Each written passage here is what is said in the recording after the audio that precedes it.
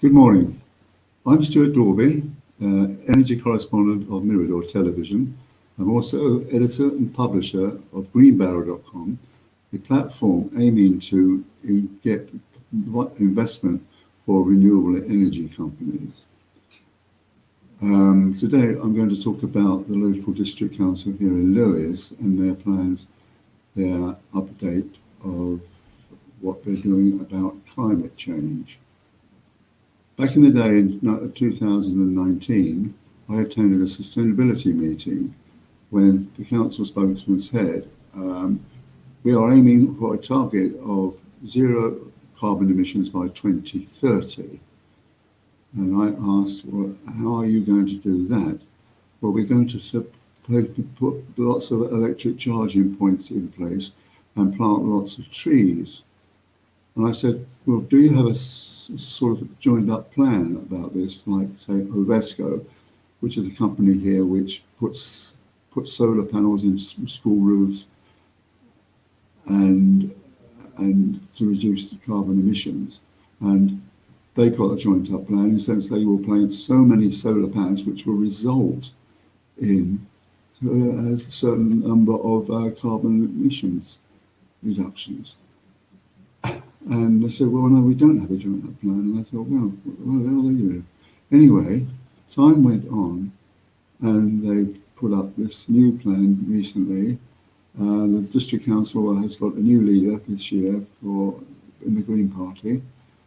And they have given us a sort of a shopping list of what they're doing. And a couple of things, there's some, it has such things as protecting the South Downs.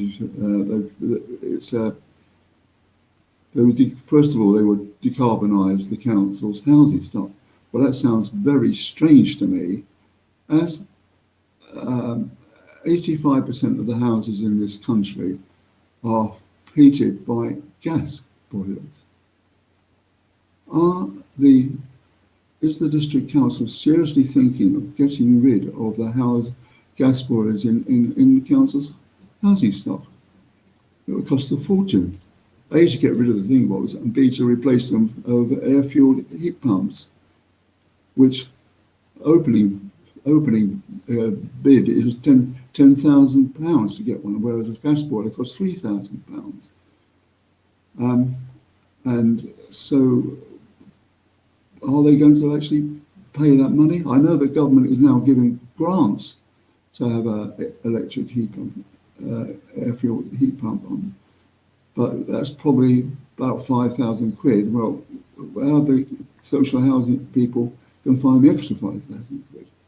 Next, further down on the list, they've actually said here that one of the things is developing an electric vehicle charging points proposal. Well, what does that mean? I've been around Lewes trying to count the number of public electric points, and there's only 5 that I can find. And then they said we planted 2,800 trees, but they haven't come up with what kind of carbon reductions that has made. So it all seems a bit bogus for me, quite frankly. So it seems partly it's a political thing that the Green Party is now being in charge. Now, it all sounds like Extinction Rebellion. They were excellent in identifying the problem, but they don't seem to know what to do about it. Well, similarly, the district points has really identified the problem, but don't seem to know what they're doing about it. And so that's where we are. And I've tried to ask various people, what they think about it, and people said, "Oh well, that's just typical of the local council." They've also, in this update, they've talked about progress in regional partnerships with Sussex University, Greater Bryan Economic Board, South Downs National Park, and so on and so forth. But they don't say, in fact, what they're actually doing, what kind of money they're putting in, and what kind of results they're having. And I think perhaps we should be told. And sort of slightly blame the Greens for sort of lack of managerial expertise. And I think other people think the same about an interim manager as well. There was recently an article in the New Statesman which says the Greens have missed the opportunity to become the party of opposition in Parliament. And the reason for this, they said, is, the New Statesman said, is that they got all the leadership into a muddle. They have two leaders nobody's ever heard of, and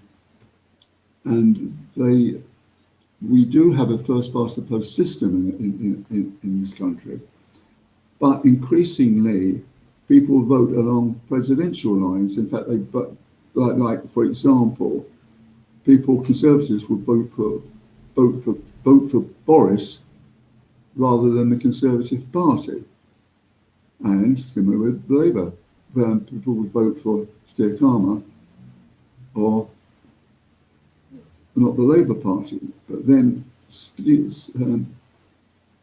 that the Greens don't seem to have a clear leadership policy, and that really is all wrong, isn't it? Really, because they should be doing what they keep saying they're going to do, and they don't seem to be doing that.